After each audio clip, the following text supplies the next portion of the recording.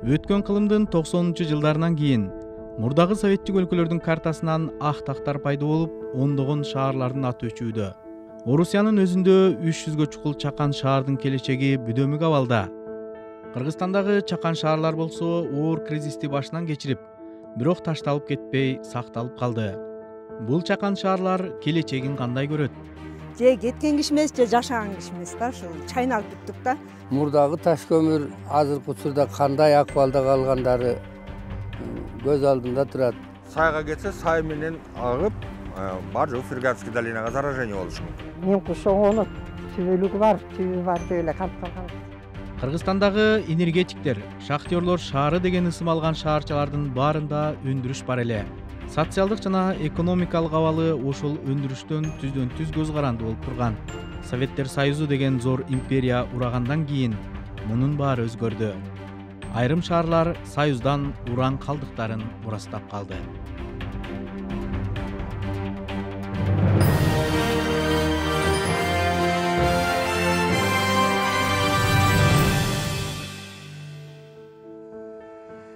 Экинчи дүйнөлүк согуштун алдында 1935-жылы таш көмүр шахтерлор шаары болуп негизделген.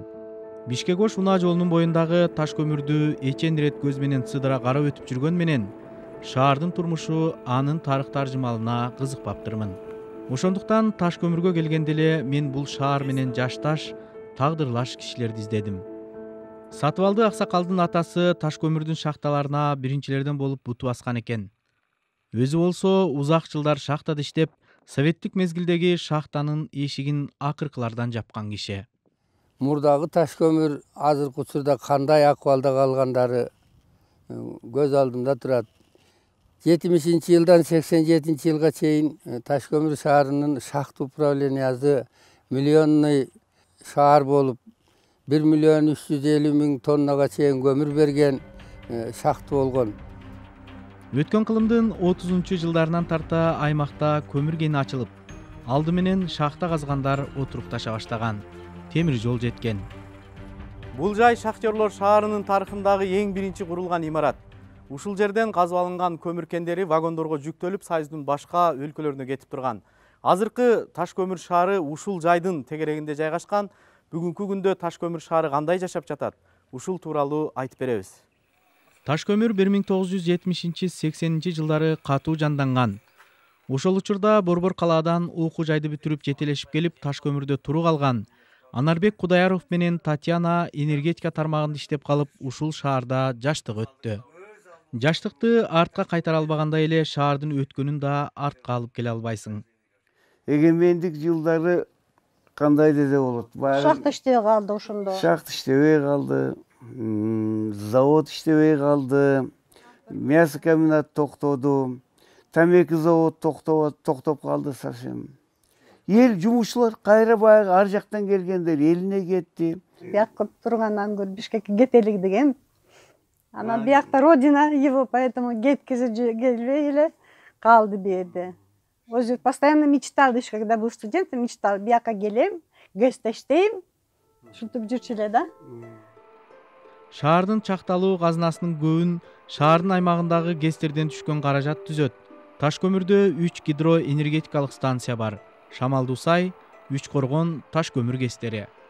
Шаардын бюджети бүгүнкү күнү 52 миллион сомду түзөт. Биз 52 миллион сом менен өзүбүздүн ички маселелерибиздин баардыгын чечип атабыз да. Быйылкы жылды Кыргызстандын президенти аймактарды өнүктүрүү жылы деп жарыялаганы мындай чакан шаарчаларга үмүт бергендей.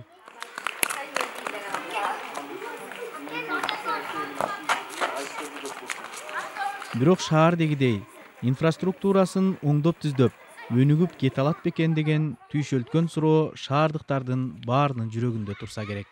Бир гана мамлекеттик ишканабыз бар, курулуп жаткан ГЭСтер ишканасы. Шахтерлордун шаары болгонуна карабастан биздин шахта башкармалыгыбыз жоюлуп түп тамыры менен жок болуп кеткен да. Эң өкүнүчтүүсү ушул.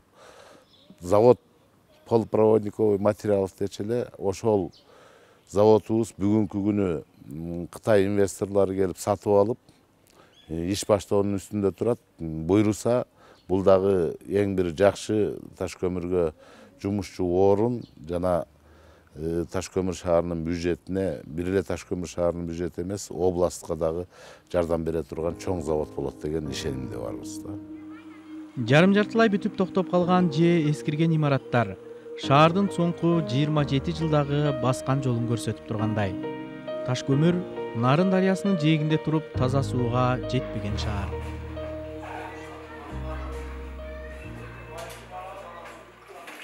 Напор деген көп болуш керек да, 4 литр толтуруп, булар кантип чыгат? Биринчи этап ушундай чыгат да.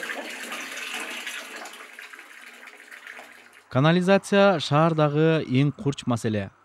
Көп жылдан бери шаардын муниципалдык кызматы атайын унаалар менен тазалап турат.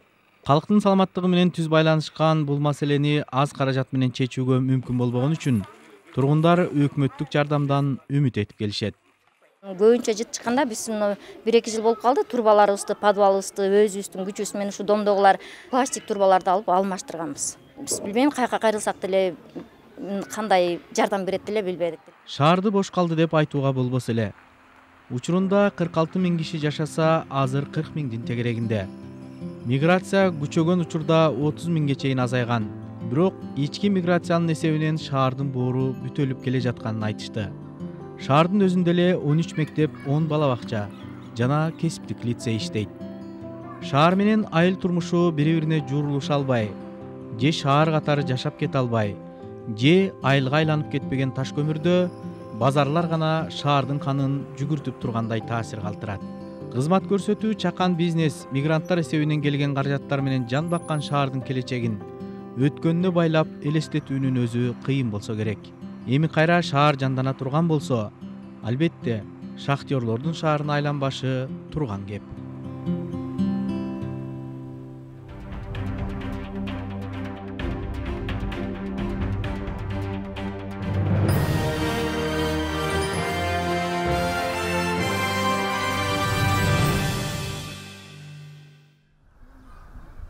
Сүлүктүү Бишкектен дээрлик 1000 чакырымдай түштүк батышта орун алган шаар.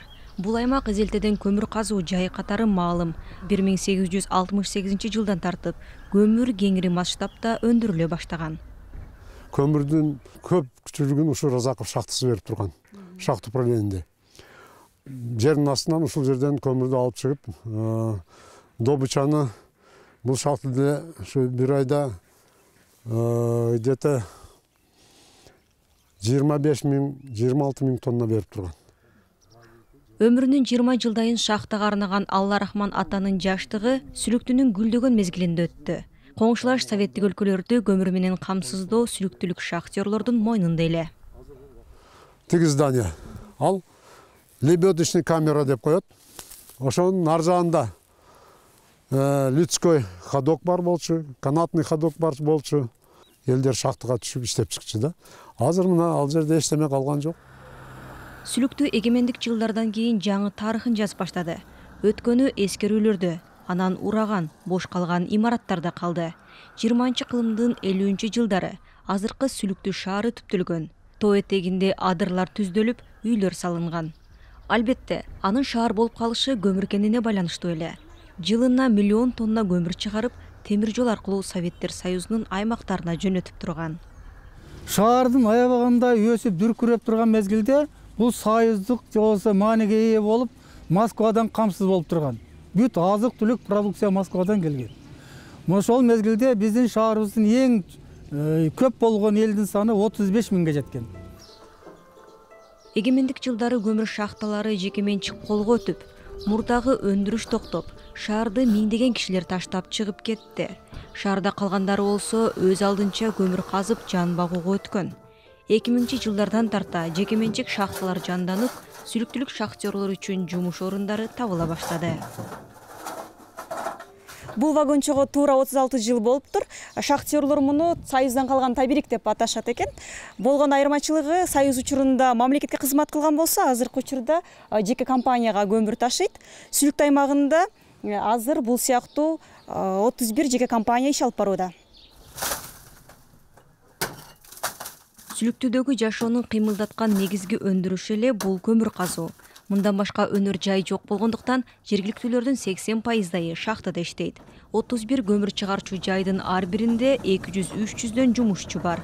Казылып алынган көмүрлөр ички рынок менен чектелбей, коңшу өлкөлөргө да экспортталат. 2002 жылдан бери иштеп келатат. Жылына 20 000 тоннага чейин көмүр өндүрүп беребиз. 70-80% ушу Тажикстан тарапка сатылат өндүрүлгөн көмүрдүн. Бирок эми Совет мезгилиндегидей көмүр кендери бүтүндөй сүлүктүнүп агып, өнүктүрүп кетет деп айтуунун өзү аша чапкандык болор эле. Кендерди иштеткен менчик ишканалар эле пайда көрбөсө, шаардын өзүнө жарыгы деле тийбегендей. Бул имарат Сүлүктүү шаардык маданият сарайы 1932 жылы салынган. Ошол жылдан бери маданий иш-чаралар шаардын калкына ушул жерде өткөрүлүп жатат. Ар кандай жолугушуулар, жыйналыштар, иш-чаралар, же болбосо сырттан келген чоң жакшынакай артисттерибиздин концерттери эл ушул жерден келип көрүп кетишет. 500 орунду өзү. Бул жагын карасаңар, биздин Сүлүктүү шаарыбыздын, бул жакта болсо биринчи шахтынын иштей баштагандагы сырткы көрүнүшү. Учурда Сүлүктүүдө мурдагы калктын 1/3 бөлүгү гана жашайт. Алар кара алтынга байланган шаардын келечегинен көп үмүттөнүшөт.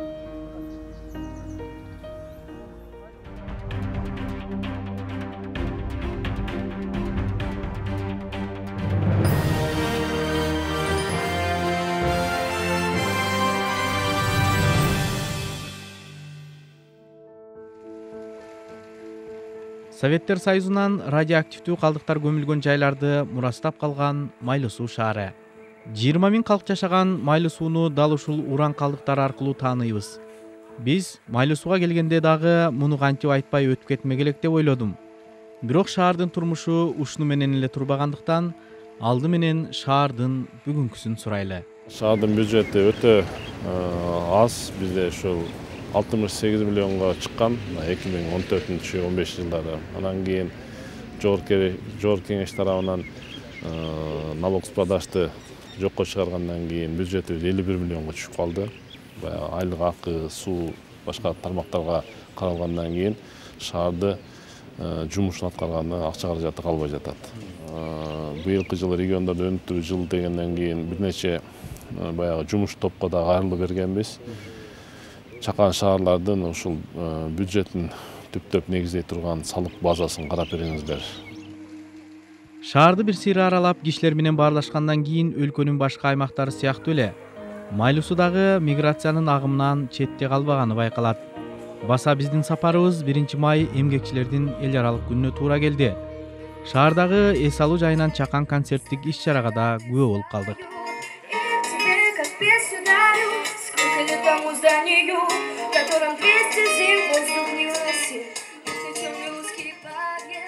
Учурунда шаар өндүрүшү бар, өнүккөн борбордук бийликтин камкордугуна алынган шаарлардын бири болгону мурдагы өндүрүштөн калган урандылардан көрүнүп турат.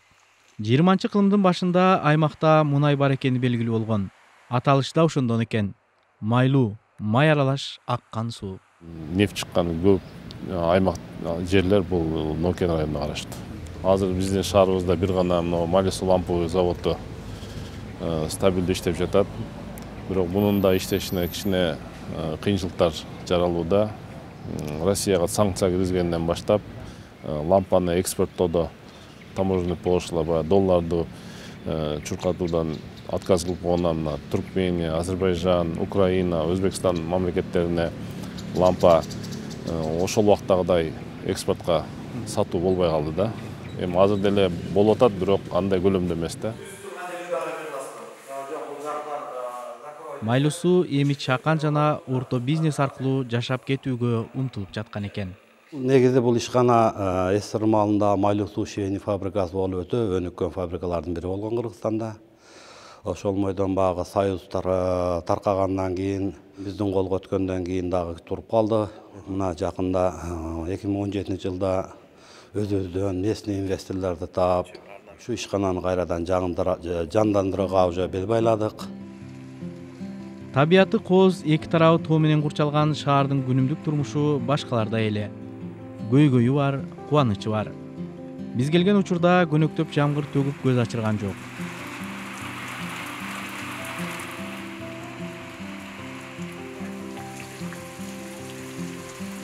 Майлы сууда кансыз согуш жылдарында 1946 жылдан баштап 22 жыл бою 2 гидрометаллургиялык завод иштеп уран өндүргөн. Завод 1968 жылы жабылган. Сууга жакын жайга көмүлгөн радиоактивдүү калдыктар бүтүндөй Фергана өрөөнүнө коркунуч туудуруп келе жатат. 23 калдык калган ураносодержащий материалдардан. 13 отвал. Азыр биздин аркабызда турган 8-чи хвостохранилище. Ылдый жагы төмөндөгү сайга жакын болуп турат. Бирок берегоукрепительный работа болгон эми 68 жылы. Андан будан тышкары мына суубузда опозун изолит деп айтып койгонбуз. Кичине көчкү жүрүп, жарака болуп, 1 метрче жарака бар уже.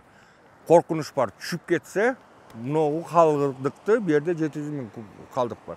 Сайга кетсе, сай менен агып, бар жол Ферганский долинага заражение болушу мүмкүн.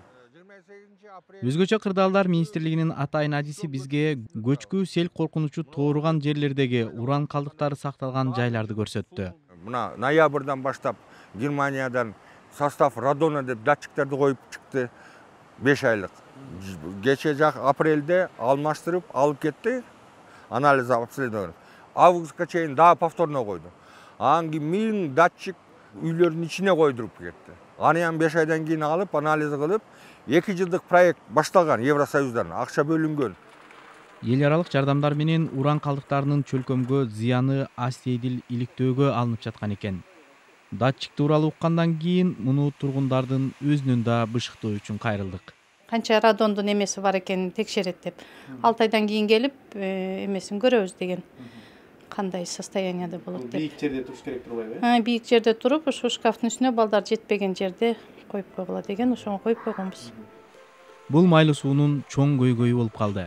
Айрымдар ушундан улам шаарды адам жашай албай тургандай да сүрөттөп келишет. Бул экинчи дүйнөлүк согуштан кийин 60-жылдардын этегине чейин уран иштеткен ишканадан калган урандылардын бири.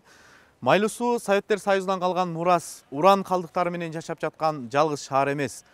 Мунун азабын тарткан өлкөнүн борбордук бөлүгүндө дагы бир шаар бар.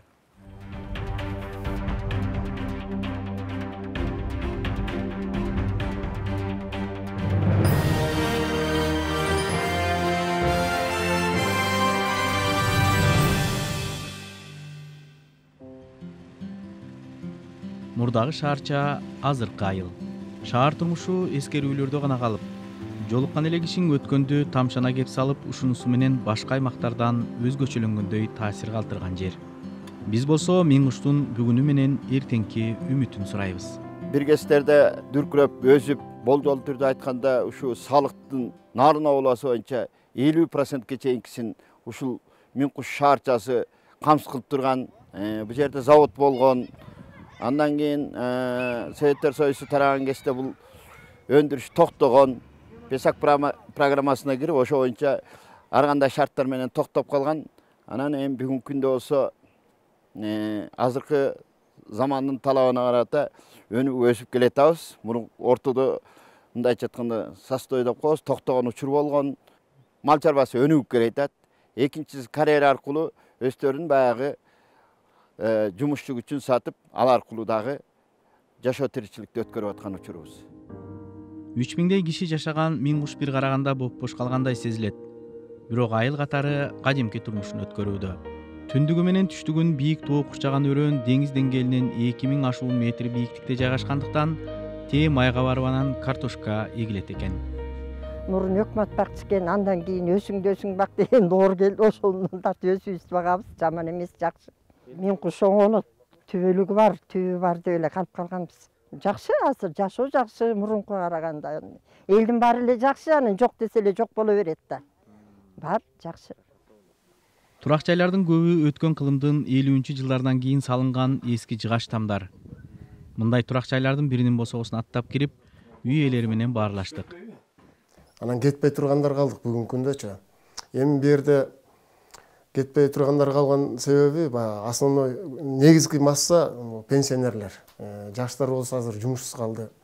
Уран чыккандыгына байланыштуу бизде эрте чыгарып калган пенсияга аялдар 45-тен, эркектер 58-тен. Ошого байланыштуу пенсия алабыз. Иштегендер иштешет. Тамак аш жайын болсо биздин дүкөндөрүбүз бар, ар бир площадкаларда, ошолордон алабыз. Эми кымбатыраак. Мындан 60 километр алыстыкта Чаек айылы бар. Аяк жакка барып калганда алып калабыз. Сатынбек бизге маданият үйүн ремонттон өткөрдүк, ошону тарткыла деп кеңеш берди. Борбордон концерттер келип турабы деп сурасам, көптөн бери эч ким келбегенин айтты. Өткөн кылымдын 70-жылдары биринчилерден болуп түзүлгөн Кыргызстандагы эстрада тобу Наристенин тарыхы эске келет. Учурунда Минкуш шаарчасындагы Тоокен комбинатындагы таланттуу жаштардан түзүлгөн бул топ бүтүндөй өлкөгө дүңгүрөп турган.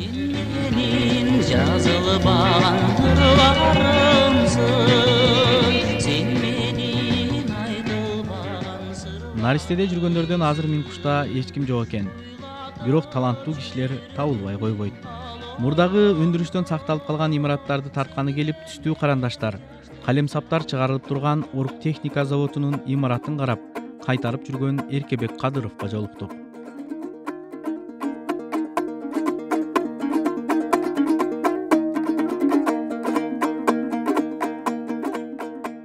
Мына 20 жыл болот, Кудай жер иштеп келатам.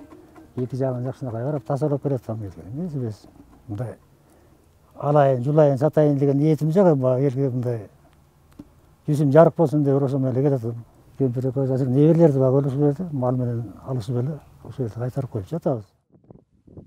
Минкушта совет мезгилинде уран кени казылып, анын калдыктары 4 жайга көмүлгөн. Алардын бири Туюк суудагы уран калдыктары көмүлгөн жайга жакын жерден көчкү жүрүү коркунучу тооруп турат. Биздин ушу могу жер көчкү, могу уран деп бизди көчүрөбүз дегене 20 жылдан өттү го. 20 жылдан өттү, ушу 20 жылдан бери кетесиңер, көчөсүңөр эле дейт, же көчүрбөйт, ушу же кеткен киши эмес, же жашаган киши эмес да. Ушул бизде мындайча айтканда биз чайналып бүттүк да. Туюк суу айылы деп аталат. Бул жерде 23 түтүн жашайт. Бул өтө жакыныраак, сиз айтып аткан Хвостойго өтө жакын турган айылыбыз. Бул ушунга чейин көчө элек. Уран калдыгы көмүлгөн жайга жакын жерден мал айдап өтүшөт. Кээде мал аралап кеткен учурлар көп. Айылда эл аралык уюмдар менен иштешип, элге түшүндүрүү иштерин жүргүзгөн жаштар бар. Эми дагы, конечно, жеткизиш керек элгечи. Көбүрөөк жетиш керек. Башында радиация деген эмне экенин да билбечи. Булар бир жыттам кетсе, сероводород жыттам кетсе деле радиация жыттан алат деген болчу да. Биз ошолорду радиация бул жыттамдайт, өңү жок, бул көрүнбөйт, колго кармалбайт деген түшүнүктөр менен биз элге эми бул жанагы мындай адистердин тили менен эмес, жалпак тил менен түшүндүрүнгө биз тренерлерге да ошону суранабыз да, жалпак эл түшүнгөн сөз менен айтып түшүндүрүлө депчи. Акырындап Туюк суудагы уран калдыгын башка жайга жашырууга даярдыктар көрүлүп жаткан экен. Минкуштуктар шаарчаны кайра жандансак деген илгери үмүт менен жашап жатса, учурунда Советтер Союзунун башын бириктирген Орусиянын өзүндө бул сыяктуу шаарчалардын абалы оор. Once the pride of the Soviet Union, Орусияда бир кезде Советтер Союзунун сыймыгы болгон жүздөгөн шаарлар бүгүнкү күндө биротоло жок болуу коркунучуна кептелди. Өндүрүштөр токтоп, шаарлардын калкы эбегейсиз чоң мамлекеттин туш тарабына кетип, саны азайды. Мындай шаарлардын бири Орусиянын Магадан областындагы Кадыкчан шаарчасы. Гөнгөн шаарында кала берген бир уч тургундар татаал шарттарда күн көрүүдө. Во-первых, нет медицинского обслуживания. Эч кандай медициналык тейлөө жок. Тез жардам кызматы да жабылган. Дүкөндөр жок. Нан жок калса эч жака бара албайсың. Согуш маалында көмүр кенинин тегерегинде курулган бул шаарча кезинде гүлдөп өнүгүп шаңдуу эле. Жумушчулардын жашоосу тың болгон. Бирок 96-жылы көмүр шахтасында жардыруу болгондон кийин ал жабылып, тургундарды башка жактарга көчүрө башташкан. Ошентсе дагы шаарда 2-3 көчөдө тургундар кала берген. Дүйнөдөгү эң кубаттуу өлкө болобуз деген Советтер Союзунун дымагын кыймылдатып турган Кадыкчан сыяктуу өндүрүштүк шаарлар Орусияда жүздөп саналат. Кадыкчанда жашоо жакшы болгон. Жумушчулар туш тараптан келип, жакшы маянадан тышкары үй бүлөсү үчүн атайы курулган батир алчу. мектеп, дүкөндөр, ресторандар жана кинотеатр дагы бар болчу. В 1975 году 75-жылы окуу жайды бүтүп, Шахтер кинотеатрына ишке келгем. Кинотеатр был новый. Бул 2-3 эле жыл мурун курулган жаңы кинотеатр эле. Здесь я почти 7 лет проработал. 7 жылдан ашыгыраак иштедим. Может, больше чуть. Коллектив веселый очень. Коллектив жакшы болчу. Жалаң жаштар.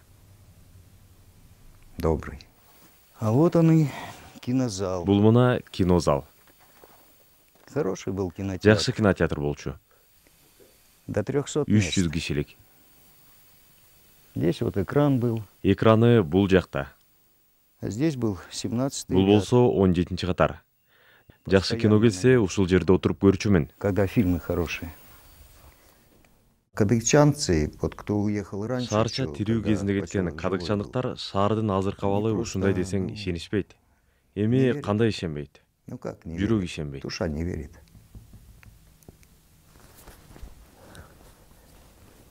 Вырежи это, а? Такая вот штука. Учурунда советтик 10 рубльга кенен кесир тамактанып, ар кандай шараптарды сунуштаган ресторандын калдыгы. Мектептер, балдар үчүн курулган спорт талаалары талкаланган. Орусиянын баш каласында болсо жашоо кайнап уланууда. Өкмөт бир өндүрүшкө негизделген шаарлардын келечеги жок экенин таанып, иш баштады. Калкы кетип бош калган мындай шаарлардын 319-у аныкталды. Учурда ар бир 10 орусиялыктын бири келечеги бүдөмүк болгон шаарда жашап жатат десек болот. Орусиянын өлүп жаткан шаарларын куткаруу планы иштелип, $450 миллион фонд түзүлдү. Бир эле өндүрүшкө негизделүү туура эмес болгондуктан шаарлар кирешенин ар кандай жолдорун табуу менен алек болууда. Шаар жетекчилери үчүн атайын программа түзүлүп, шаарларды жандантуу боюнча курстар өткөрүлүүдө. Бул программага Орусиянын түндүгүндөгү Воркута аймагы дагы катышууда. Учурунда көмүр менен камсыздоочу негизги аймактардын бири болгон Воркутада калктын дээрлик жарымы жер которуп кеткен. Буга Советтер Союзу кыйрагандан кийин шахталардын жабылышы түрткү болгон. Кала берген анча-мынча тургундар өздөрүнүн гана аракетине таянып жашап келет. Көбү кете албай айласыз калышкан. Шаарга элди кайра тартуу максатында жаңы маданий борборлорду куруу, мурункуларды калыбына келтирүү иштери пландалган. Бир өндүрүшкө негизделген шаарларды куткаруу боюнча Орус өкмөтү иштете баштаган программага кирбей калган шаарлар көп. Көмүр кенине негизделген шаарлардын келечегин куруу оңойго турбайт.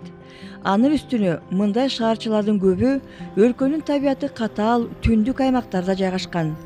Орус өкмөтү үчүн өлкөнүн алыскы аймактарында калкты кармоо жана санын көбөйтүү аракеттери өтө маанилүү.